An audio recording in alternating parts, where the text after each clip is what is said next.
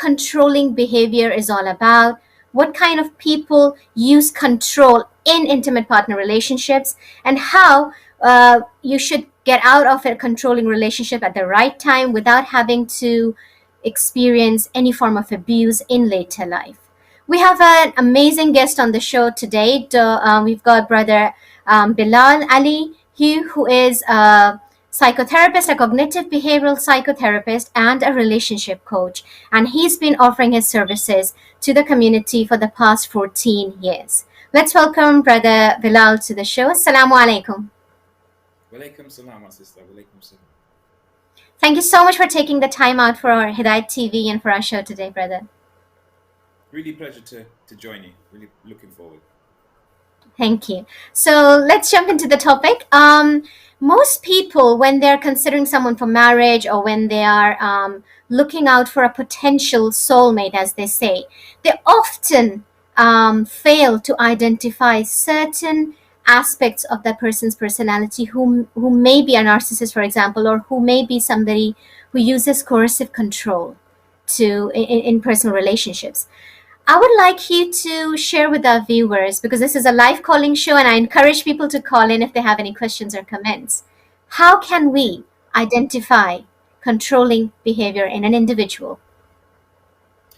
Okay, Bismillahirrahmanirrahim. Sister, that's a very wide question, and I think that sometimes we might put a lot of pressure on ourselves when we're looking for a potential significant other, looking for a spouse, that there's a kind of like limitation, especially Islamically, in terms of the interactions and access to people and being around them and seeing them in their natural environment. There's some limitations. So how would we identify those things is very challenging. But there are some key signs and, let's say, behaviors that would kind of like lead one to believe that this person may have issues related to being a controlling person. But can we, just from interacting, having a coffee, general conversations, know that this person employed coercive methodologies?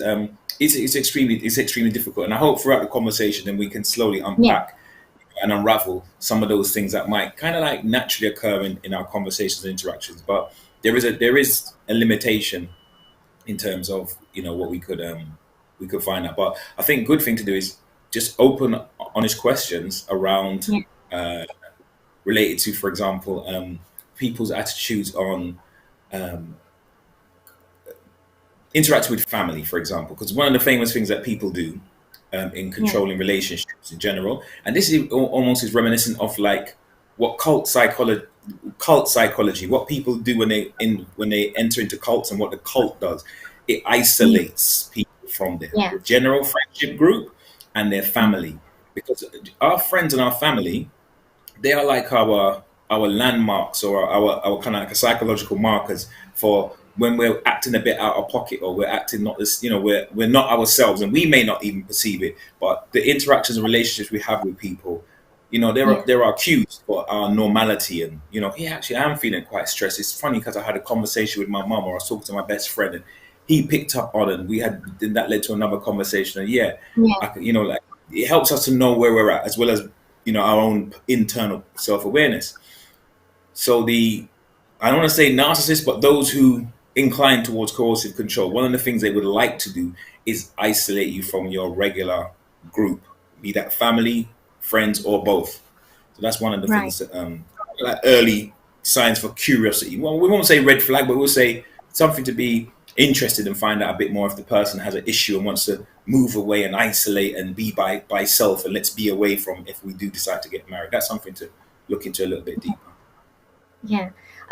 Where does that stem from? Is it something to do with that person's childhood? Because you come across people who often say that they've been hurt in the past, and this is why they are possessive, or this is why they are acting. They try to kind of, give justifications for their behavior, because I think they are kind of aware of what they are doing, and they're also aware of the fact that this person may question their behavior.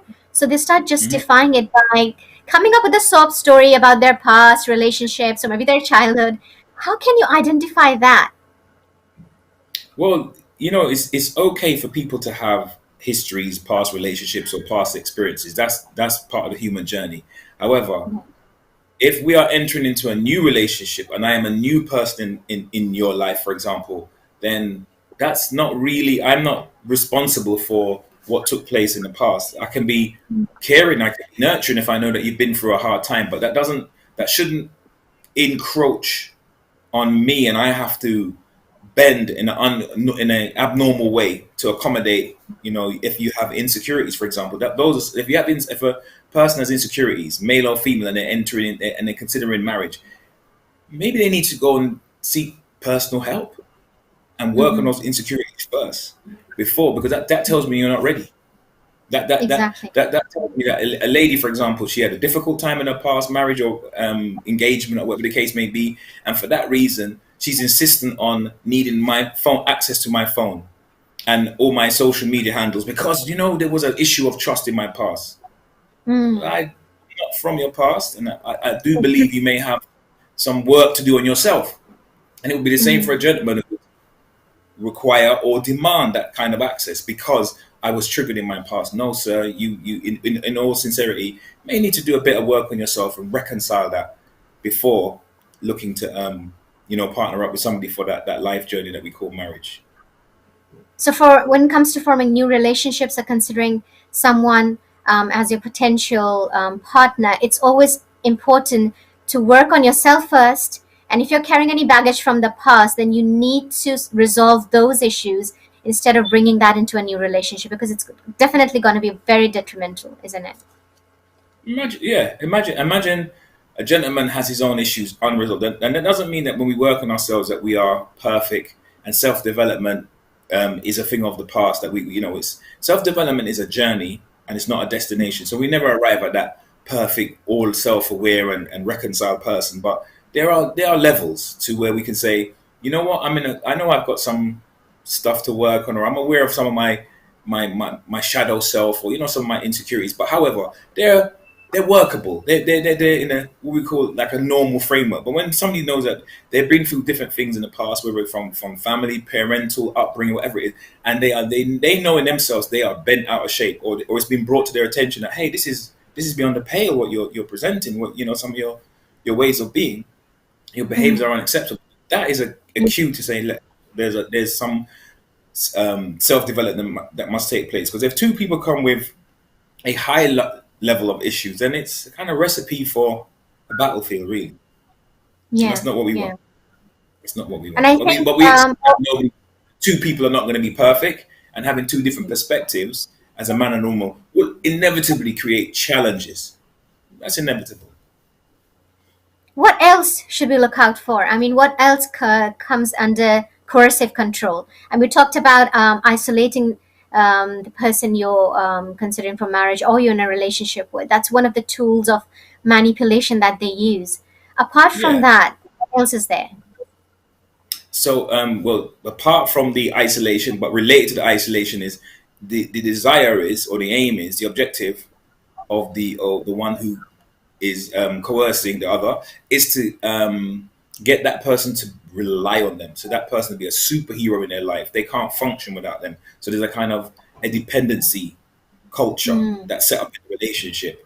Um, Men need women and women need men. And that seems healthy in marriage, right? There's a partnership and they rely on each other. But when one party tries to, because coercion is about power, it's about somebody yes. imposing power, right? Leveraging power, yeah, Mm, and using that power to force the person against their will. And that doesn't always mean we're going to get into maybe threats of violence and the difference between what we call domestic abuse and domestic violence, because sometimes they're seen as synonymous, but they're not the same thing. They are quite different. But yeah. yeah, one of the things that the coercer will use is a way to create a scenario where the other person is reliant on them, and that might mean using certain cycle as well as the tactics of isolating you Mm, from your family and your peer group and your friendship group, your siblings, whatever. The other thing is as well yeah. is to create a relationship where the person relies on the other party for validation, for they start to second guess themselves. This is when you get into things like gaslighting, where when there's a dispute and the person flips the blame on the one Yeah. that the perpetrator flips the blame, so the victim starts to second guess themselves. Am I really? Was that? Am I going over the top? Am I be? They start to doubt themselves. They start to Yeah. rely on that person for everything, for judgment, for Mm. does this suit me? Does this, they can't wear an outfit. They couldn't pick an item of clothing. They couldn't pick a college course. They couldn't, they can't really function without that person's rubber stamp and approval. Yeah. And Yeah. again, I'm making clear distinctions because I know in a healthy marriage that it would be normal if a husband's thinking of taking up an engineering course or something or going for a promotion. Of course, it's normal for him to discuss it with his wife and vice Yeah. versa. But when it's a dynamic where it's like, I can't even think about it properly myself until I run it by that person, as opposed to, Mm. I've had my own ideas, but I wouldn't mind. I think I should talk to my wife about this and see what she thinks. Maybe I'm missing something. That's different from I'll need to run it by run it by her for me to even have an opinion. It's almost like that person is your opinion. Yeah. Yeah. That's pretty controlling in itself, where you don't have the freedom to make choices regarding your own life without having to not just consult but consent, taking consent from that Right. person. Right. Yeah. That's the difference between the power, right? The Yeah. confidant. I'm so Mm. happy for your input, and the consent is if I will not be able to do this course or go for this promotion unless this person approves. And I'm at the and I'm it's a gut churning conversation. It's almost like the stomach acids are turning, the butterflies are turning over in my stomach at the thought of having that conversation because I really want to go for the promotion or go for the course, but I don't know if she will approve. Mm. I'm almost fearful. It's very much coercion is very much about power and about fear because there is Yeah. and power can be leveraged in different ways. Common, and this is when it becomes the gender factor kind of plays up in a sense where oftentimes coercive relationships can be seen as men dominating women, and then there's Yeah. that the aspect of fear of violence. So it doesn't mean that violence takes place, but there's almost a it can be those scenarios where, for example, if a wife acts in a way that is disproven to her husband and he decimates some object in the house, he hasn't touched Mm. her, but if you were to see him pick up a chair and smash it to bits and march out the house and slam the door, is a very Mm. graphic scenario of I could be that chair. I could be next. I've seen Yeah. the wrong side of it. I wouldn't want to be on the wrong side of it. I wouldn't want to be in the firing line. So he may never raise his hands to her. He may just stand Mm. in a personal space and shout at the top of his voice as a male, right? And this Yeah. can be extremely intimidating. This is fear of violence. So this person learns in an unconscious way, in an unspoken way, because he hasn't articulated, "I'm going to harm you," but in an unspoken way by his actions, she's learned, "Hey, I could be in the firing line, and I don't fancy that." So that's a form of coercion. But likewise, as well as some relationships, in some marriages, there are women who are violent to men, and we shouldn't really ignore that. But also, women can be coercive in other ways, where it's the man is felt to feel less than the man. Let's put it that way. The man is led to feel like she's more knowledgeable. He's a charity case. Oh, I'm from a superior family. I don't know why you was a bit of a charity. You should be lucky to be with me. If you mess up, these children here that you're seeing now, you'll be lucky if you see them again. And sometimes this is not all articulated and spelled out, but it's implicit. It's in the unspoken. It's in the hints, the Yeah. innuendos, and subtle remarks that that man might learn, that have that picture and be in absolute fear of Hmm. of his wife, and he too have those butterflies and stomach churning conversation pre reactions pre certain conversations. So, if we try to distinguish healthy relationships with unhealthy relationships, people often get confused. They kind of, maybe it's a defense mechanism that they use where they kind of project things that they have experienced or they have within themselves on the other person. So, like you mentioned, that when it comes to blaming, it's like you can't even have a normal conversation without that person trying to twist everything and blame it on you. And like you said, you Mm, have this sense of confusion that what's happening? Was it something that I did that provoked this kind of reaction? Um, mhm. would it be classified as emotional manipulation? Absolutely, absolutely. That is a very apt term because it is very much all about manipulation. Because as I emphasize that the even in the coercion, it's not the necessarily the use. The idea is not to use violence, but for Yeah. example, the threat violence, or not to actually deny the access to the children, but the threat of the violence. Sorry, the threat of the removal of the access to the children, or the ending of this relationship. And the ending of this relationship can be, let's say, for example, this is quite subtle, because if you are living with an abuser, Mm-hmm. the end of the relationship should sound like the promised land. That should be something that I've tried, and Yeah. this person's behavior is beyond the pale, and I would be beneficial away from this person as far as possible. So that would sound, on in a logical, rational way, Yeah. sounds as if that's a good idea. However, the person that is being coerced is usually discombobulated, is psychologically turned inside out, so they don't trust their own judgments. They Mm-hmm. doubt their own ability to cope without this person, because you've created a manipulation scenario where I'm so reliant on you for approval, so reliant on you for your points of view about what I should do with my life, what I should wear, where I should go, who I should associate with, who I shouldn't associate with, that the threat of you just severing ties, I don't want to be with Mm-hmm. you anymore. That threat in itself is going to leave me in a no man's land and very vulnerable. So then, instead Yeah. of that ideal scenario of being away from this person, this undesirable person, now being away from them is the actual undesirable thing, because could I Mm. cope? Could I manage by myself? So it's pretty Yeah. deep psychological mechanisms and dynamics that are taking place. One aspect was the passive aggressive side, where you may not be physically hitting the individual, the person, but it's just aggression in general. Like you could give an example, slamming doors or throwing something across the room. That's like an indirect way of saying this could be you, right? But what about the Mhm. other side, where the person starts sulking and gives you the cold shoulder, and there is absolutely no communication and just neglect? Yeah, this is an interesting one, because there are some things that I would say that naturally occur, or unfortunate as it may be, but naturally occur with the challenges in marriage between two people, and but it's like, to what level and to what extreme or in the context would make you understand it to be, this is more than just a natural reaction in terms of that person's personality, and more like part of a bigger manipulative scheme of being coercive. But in a marriage, it's natural. Or let me say, it's not uncommon for people to punish their partner. What I mean punish is Mm. like by sulking, by giving a cold shoulder, for example. It's not ideal, because Mm. communication and speaking through things are usually the best way, or saying, I'm not in that space to deal with it right now, I'm really upset, so I'm taking a time out. But we'll talk about, you can actually articulate. But when a person just sort of, hey, how you doing? You know, I said, how you doing? I'm all right. And almost having to like swim through treacle, or watching paint Mm. dry, just to get an interaction and a conversation with them.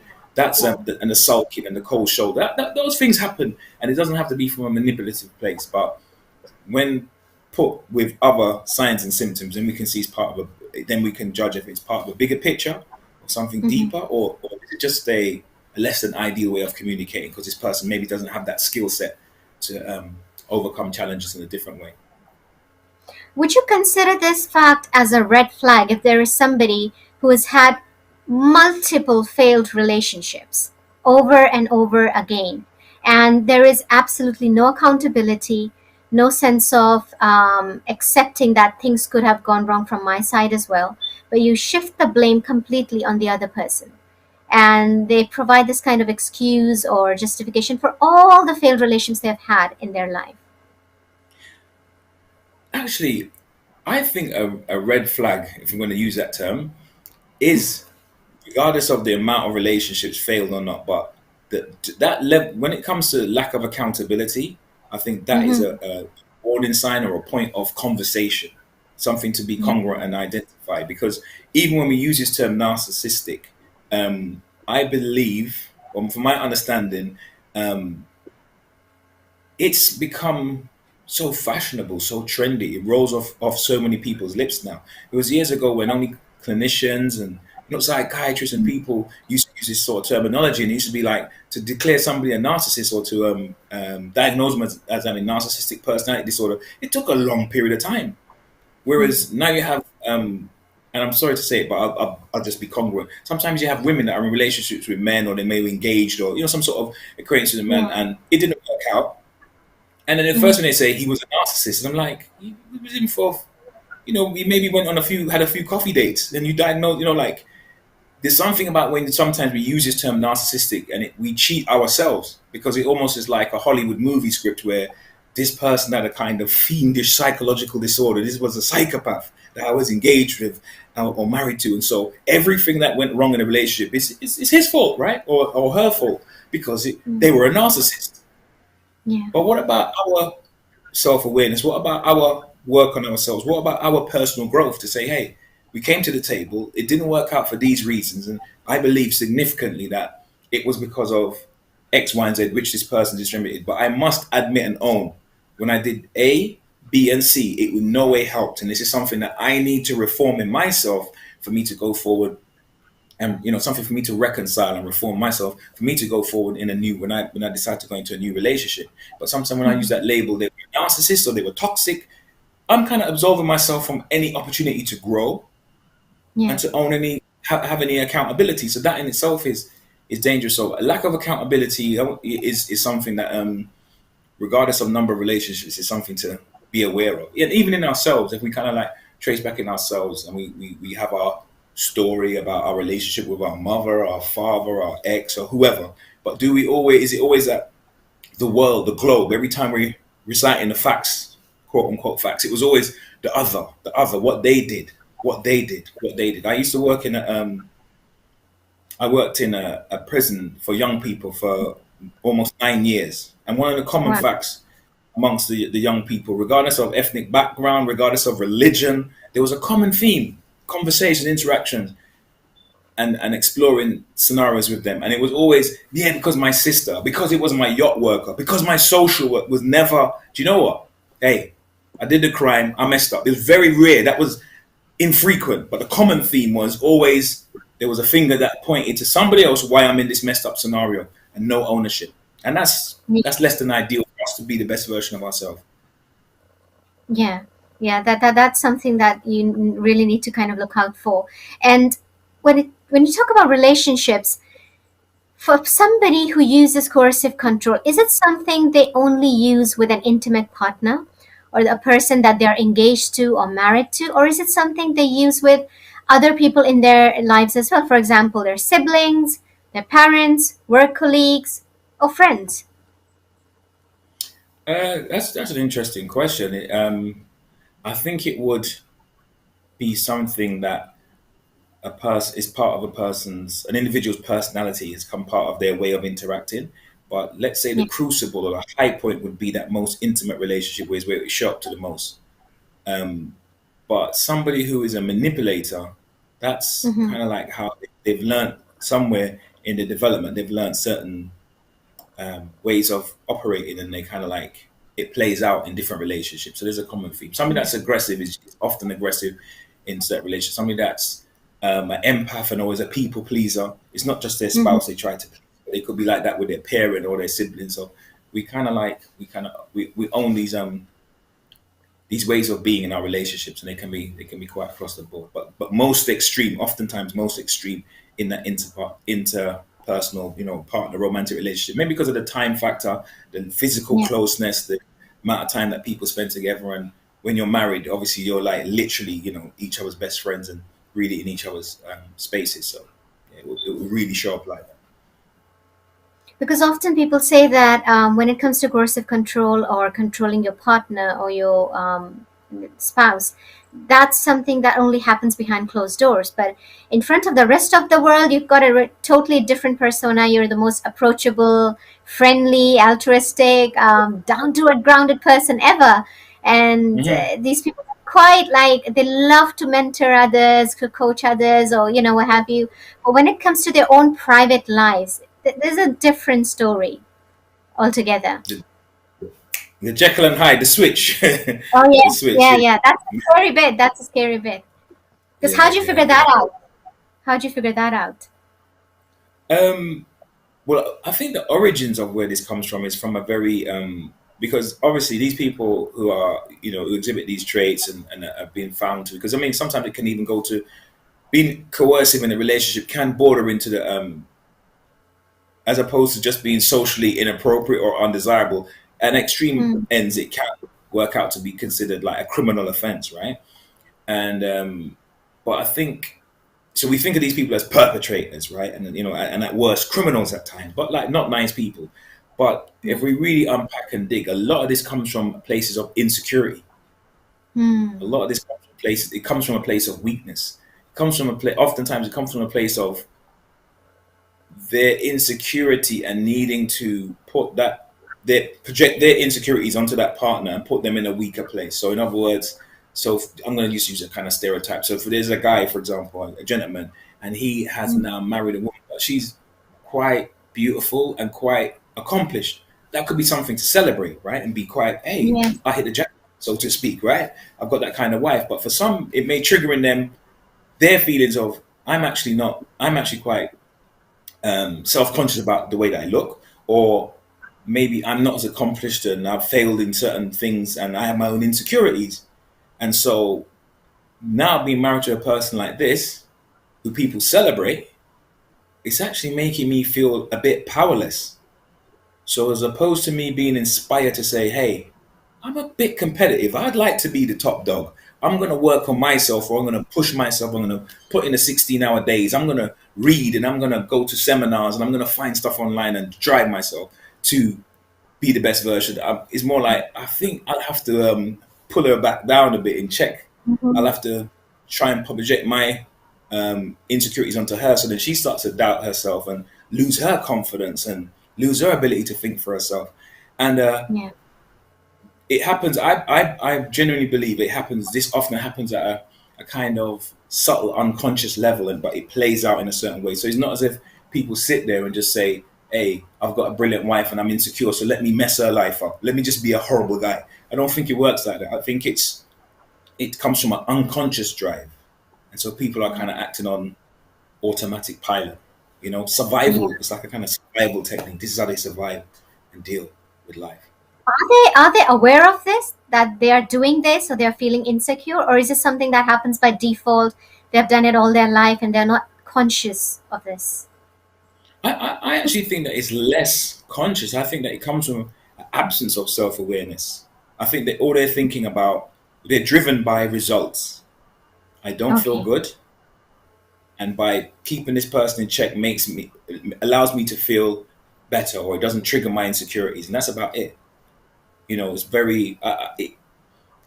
They may use sophisticated methods and techniques to accomplish the results they want, but I don't. I just got this belief that it's coming from a kind of more of an unconscious place, and it's because we're creatures of habit.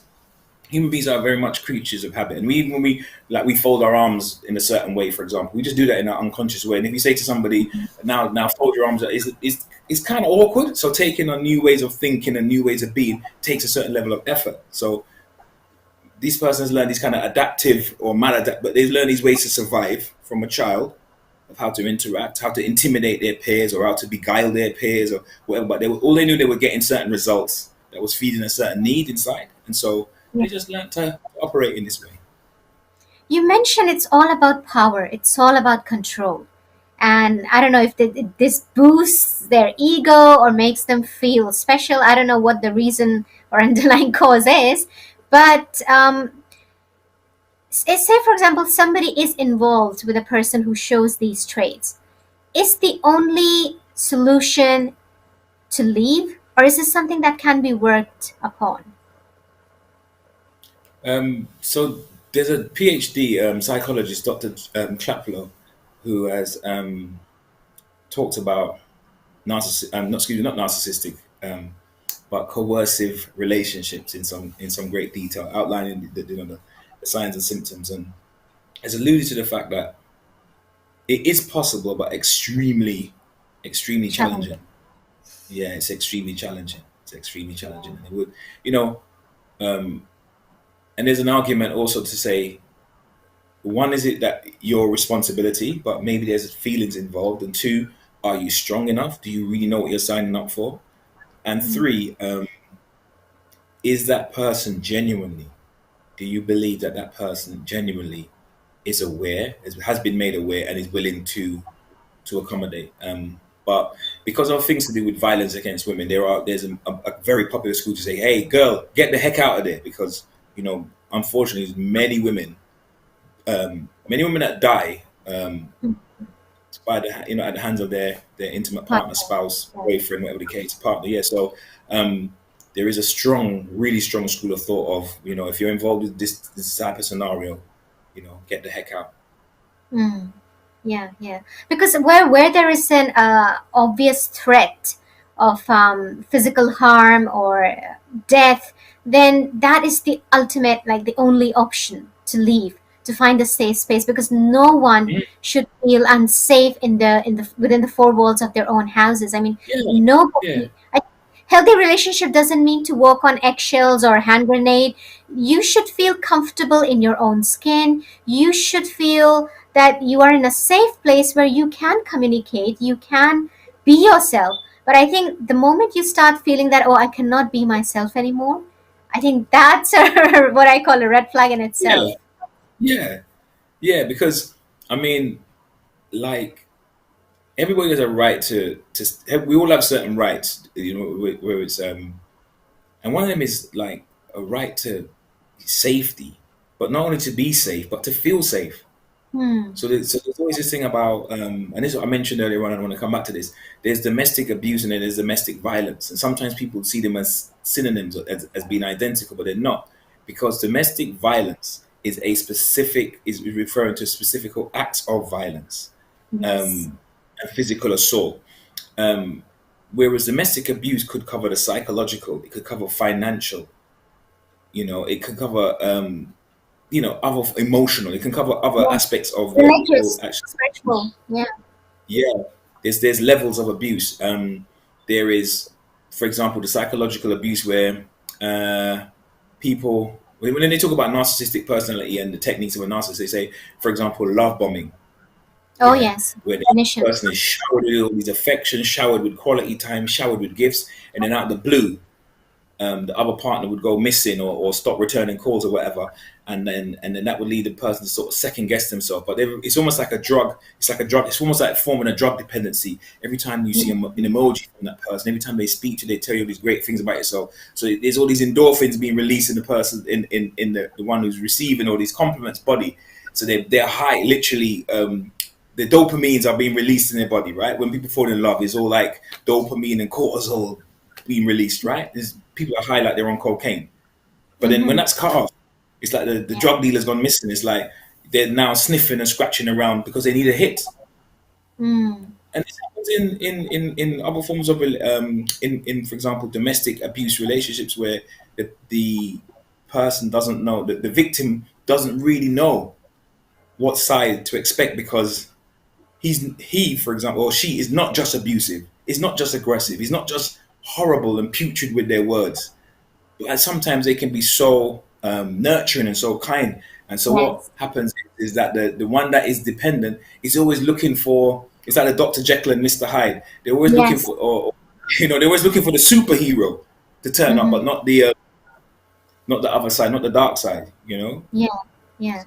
And I think This that is that's the what I call, it's like it just messes up your brain completely, because the person on the receiving end is the one who's totally confused as to what's happening, like what went wrong.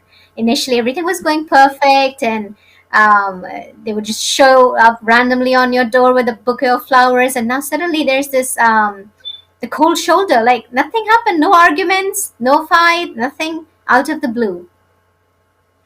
and this is part of that wider gaslighting process, right? It could be seen as that wider gaslighting process where not that I'm being blamed, but I'm left wondering if I've done something wrong. So it's kind of like implicit. What hey, I'm kind of inferring from this person's actions that I've done something to accept them. Because if two people are in a romantically connected and things are going well and communication channels are going well and everything Mm. seems fine, if there is a conflict, right? Yeah.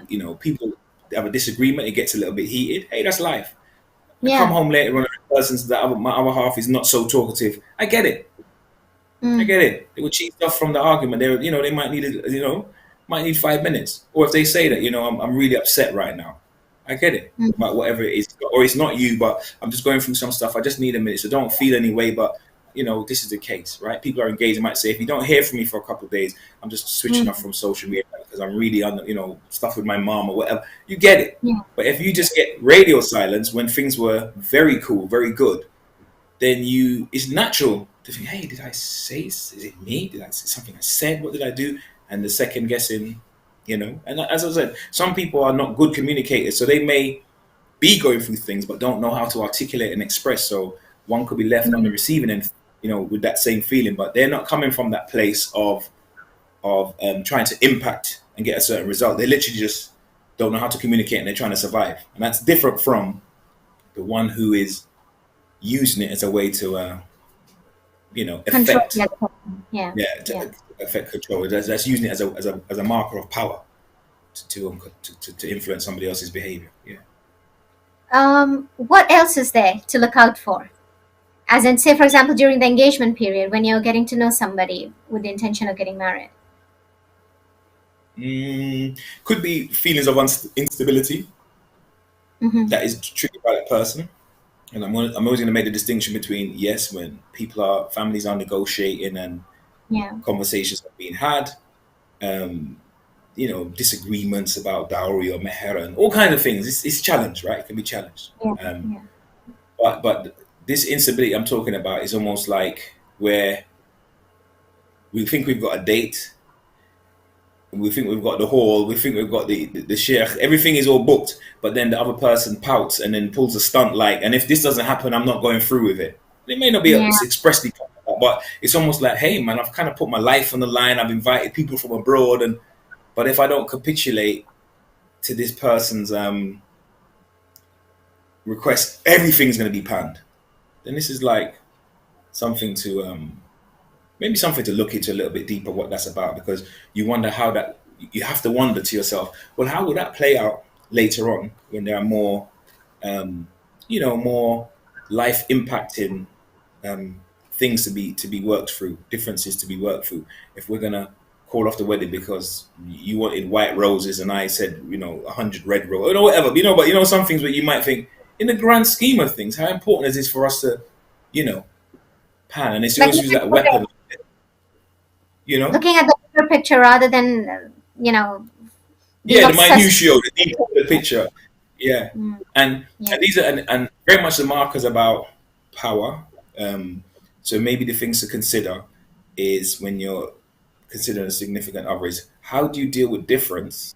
It's dealt with in a way where, even if we're going to argue, like debate about why I think we is better than yours, that's different from if it's not, this is my way, but really even want to discuss this is what I need to happen. If it doesn't happen, then I want to level or react in some sort of way against you by switching off communication or changing the tone. These are things that are, again, doesn't suggest somebody's they have all these traits of being a potentially coercive Yeah. partner, but these kind of behaviors need to be called out and explored and have a conversation around, because that's some what you're doing when you're courting. It's almost like they say when you're in court.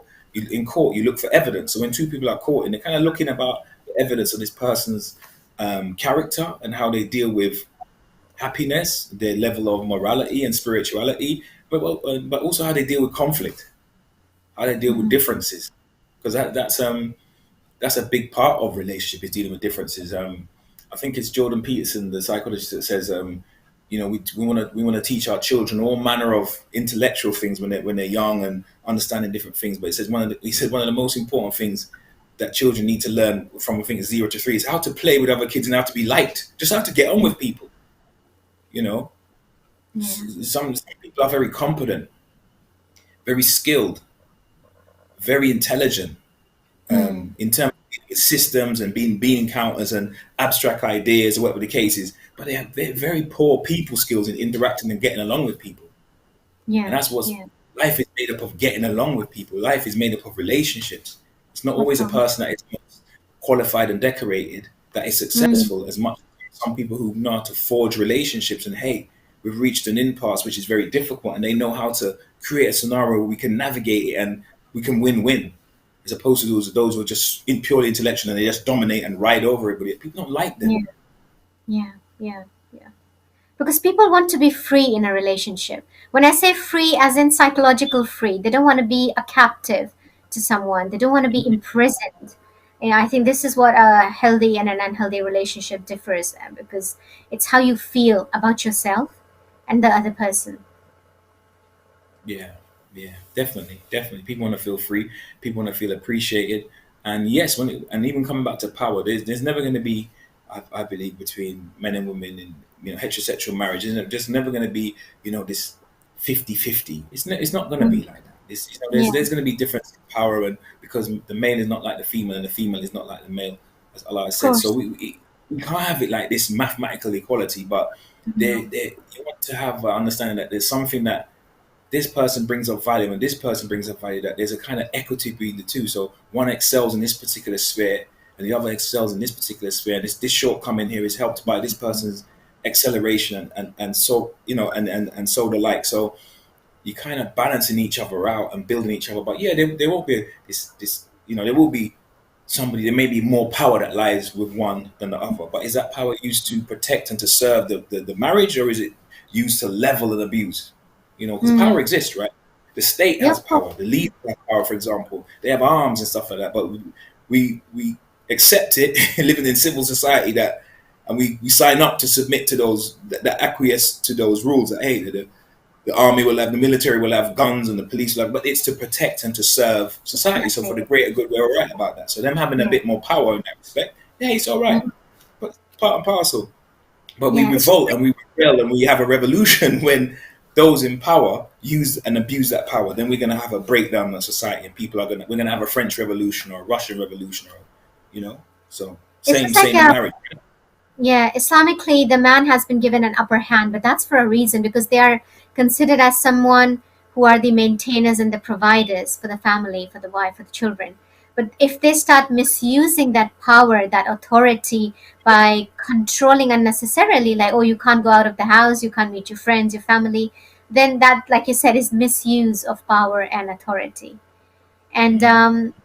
another thing that you like highlighted about the spiritual aspects of an individual, people often confuse spirituality with religion and religiosity with piety. They're two separate things. A person may be praying 5 times a day, praying Salatul Layl, fasting, and do everything that's highly recommended. But then when it comes to treating people, when it comes to akhlaq, they have like the worst way of treating people. There's this element of arrogance and self absorption, self love, where they often neglect other people and treat them in a manner that you wouldn't even treat an animal, let alone a human being. So, Mm-hmm, is mm-hmm. emotional intelligence different to intellectual, and being religious is different to being pious? Because that's what we are supposed to look out for in a potential spouse, right? That you should marry the one who's the most pious. And that is such a subjective in a way, subjective in terms of, I don't think there's a objective template, because what people may prefer and be inclined to is going to be influenced by what they see and they perceive. But I really take your point that there sometimes, as Muslims, because some of us are able to follow, or the more that we follow the formalistic, the textbook recommendations, and go beyond the mandatory, or we manage the mandatory things. And yes, I've been to Hajj and I pray 5 times a day, and then we add on even the extra acts. But are those things piercing the heart, or are those things that are just reinforcing the nafs to be puffed up? The shaitan is busy. The shayateen are busy, and we have to always be on guard against things like that. But I would say that you sometimes you meet people who are extremely spiritual, and extremely, you feel like in their presence, you know that you're around somebody spiritual, and they're good people, but they may have a few textbook, let's say, shortcomings that are apparent. And but like by the flip side, you meet people who you know that they are on the mandatory and the supererogatory things, but they just don't seem warm or charitable in their spirit, or they don't seem like they have any kindness. And so, it comes back to self development. It comes back to self development, always questioning and challenging ourselves, holding ourselves accountable, and being about integrity, being the things that we say as much as we can. Let our actions kind of like mirror that as well. I don't think Shaitan is that busy because Shaitan has so many representatives on earth. I think they have just taken a step back and they're just like observing, letting people do their own thing. But yeah, I mean, this is quite challenging for most people, especially young people, where they look at a powerful figure or somebody with authority who appears to be very religious and holier than thou and rest of it. But when they have personal experiences or personal interactions with this individual, it's a totally different ball game. Like, um, they're not at all approachable, not at all kind, very disrespectful, and that tends to put a lot of young people off because they perceive the person who's representing, for example, a faith or a faith leader as a religion itself.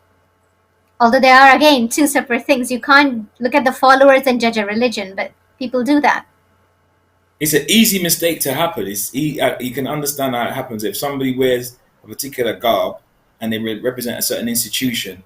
If they do something untoward and it's in the public domain, people can be devastated because it's almost like the religion took a knock when it's really just this individual shortcomings, or this organization as an organization, just the shortcomings of a few members of the board or whatever it is. But we oftentimes we can see things like that and be quite disturbed as religious people when if things are like exposed or come out like that, it can be really, really troubling. But you're absolutely right. It doesn't affect the Quran and the teachings of Islam in any way, shape, form, or fashion. Really, those are the foundations. Because I've come across a lot of Rebirth sisters who came to the path of Islam, for example, and then they found someone who they perceived as religious or pious, and they got married, and then they were put off by that person's behavior, and they not only left the path of Islam, they took their hijabs off, and now they are living a totally different life. But it's Hmm. really sad to see this. It's quite hurtful as well that someone who was so lovely and they have experienced something like this and now they've gone back. Um, No, definitely heartbreaking. And we pray that Allah will open their eyes and give them a chance to come back to that good thing that they once really appreciated. Inshallah. inshallah. Anything else that you want to highlight? Anything else you want to mention in regards to coercive control? Yeah. So one of the things that we would like to speak about is how do people empower themselves? How do people empower themselves, or to avoid um, the full-on impact of this? Because it could be, like I said, the relationship is going through a certain stage, Hmm. or it's been, it's manifesting itself in a certain, it's going through a particular phase, and this part of which might be perceived from the outside as a coercive controller isn't really. It's somebody who's some insecurities, and these Yeah, things need to be worked on. And it's not a case of run, girl, run. Like it may be something that is able to be worked on. But yeah, I think it's important that one of the things people should really avoid doing if they feel, think, perceive that they're in some sort of, there's a power dynamic or power play going on, is really avoid becoming isolated for whatever the reason is, because that is a like a kind of bedrock, yeah, in terms of technique, isolating the victim. mm, So if you are a man and you're becoming and you intend to get married, and your wife is trying to isolate you in whatever form or fashion, you need to, by geography or whatever the case is, you need to keep good contact with your family, friends, and peer group, and be thankful to Allah for social media, even if it means FaceTiming mom and dad every day, and whatever the yeah, case is. Or likewise for a woman, visiting your mm, parents' home regularly and keeping in contact with your siblings and keeping good relations and things of this nature. This is one of the really good ways to break the matrix, break the circuit of the controller. It just would not work. It just will not work as well. It may be a point of contention, but you yeah, have that right. You have that right, to keep contact with your family. That's an Islamic right. That's a human right, yes, and that it's important that people do that. That's one thing to really keep yourself in a good place. Because then you have these other references. You have other people who know you and can reflections of you. Like you don't seem yourself, or there's like an early warning system, yeah, and it yeah, also for your own independence by being in contact with your regular group, family, siblings. You're not becoming solely reliant on that spouse which is the idea of the one that is being coercive to isolate you so that you now become reliant on me. Don't you can't make your own judgments, and aha, voila, we have control. So something really What if important what if to put to initially what if initially they were okay with everything, there was no control and there was a sense of freedom, but slowly, gradually, it went in that direction. hey, good point, good point. You need to push back. That is a warning system in itself. That is like when you're driving in a car and you see the red light come on and you think, hey, I need some fuel. It's not going to run out. The fuel's not going to run out straight away, but it's telling you, if you keep driving at this pace, you're going to break down. So if you see that the person is slowly trying to remove, because I think I'm reading in between your questions that implicitly I'm reading that oftentimes things don't happen like that. You're not no longer to go to Yes. your mum's house. It never happens like Yeah. that. It generally happens Yeah. in slowly. Like, I don't know why you're always going around there, and I don't know, is the food halal or the little whatever it is, but just trying to undermine the relationship and slowly remove you. So that's your petrol light. That's that red light coming on to say it's a warning sign. If you keep going at this pace and you keep entertaining their requests and become isolated, it's going to cause a breakdown. Not necessarily in the relationship, but in your relationship with your spouse, but a breakdown in your relationship with yourself. Hmm.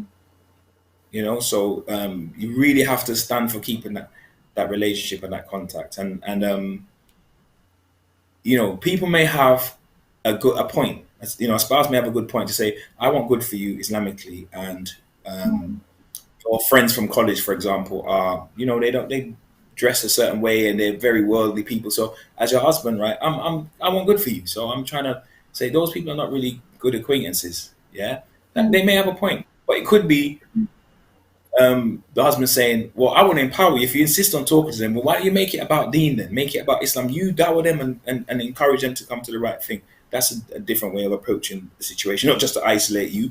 Or, all right, that particular group may be undesirable, and I'm being protective of you, but Yeah. well, yeah, of course, why don't you see your mum all the time or go and see your family, like, so there's a kind of balance, right? There's a difference between just trying to isolate that person. That's really the warning sign, that I'm really I feel very strongly about, is the isolation, because it reminds me, as I mentioned at the start, of the tactics that cults use to manipulate people psychologically. One of the things you do is you isolate the people from their regular, like, so when people join cults, they don't see them anymore. Nobody sees them. Yeah. Only thing they got time for is a cult. It That's kind of natural in a disappeared. relationship. Yeah. And it's natural when Yeah. people fall in love. Oh, they're always together. That's natural. But when it's like to the ice, like I can't contact anybody else, as opposed to I'm just so on cloud nine that I'm always with my other half. That's different from I can't see my friends. I Yes. can't take a Yes. call right now. I gotta go. I'm just, cut off. Then that's a problem. That's a problem. Any last message you would like to give now that we are about to end the program? Any final message Yeah, to our viewers? yeah. I would say that it's not that deep. It's nothing to be afraid of. Like sometimes we hear these words like narcissism and toxic, and we think we're living in a Hollywood movie where, especially when they talk about toxic masculinity, that every other man is some kind of psychopath. But it's not really that. It's not really that deep. But there are organizations that can help you to become more educated and more acquainted with the signs of toxic relationships or coercive relationships, and even the NHS. If you are in threat of if you feel like you're in threat of domestic abuse, which is more than violence, you Yeah. can even Google the NHS website. They have some really important information to help you not have to second guess yourself, but to get educated about what could be unsafe for you and what your next step might need to be. And that's for men or women, that if they feel that they might be a victim. Thank you so much. Jazakumullah khairan for taking the time out and for this Right. informative, insightful conversation. No problem. Nice speaking with you, sister. Take care. Masalam. Jazakumullah. Thank you. Salam. And to all our viewers, thank you for joining us once again. Inshallah, I'll see you next Saturday, same time, 12 p.m., with another episode of Agahi. Till then, look after yourselves and especially your mental health. Assalamu alaikum wa rahmatullahi wa barakatuh.